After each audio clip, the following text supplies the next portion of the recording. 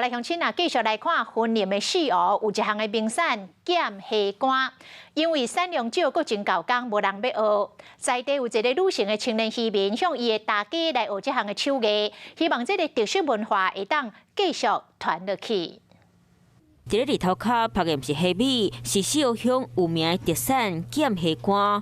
四湖乡有一项特别的名产剑虾干，因为伫咧早期海产较会海去，渔民就甲新鲜的剑虾拍做虾干。你是直接新鲜的虾去剥的，所以它吃起来的口感会比较鲜甜。有一个青年渔民吴祖基来对伊大家学手艺，伊讲会来传承这个产业，就是惊在地特色去失传去。虽然八斤虾仔才当拍一斤的虾干，制作过程嘛真够工，不过伊嘛是希望这个好滋味会当互更侪人熟悉。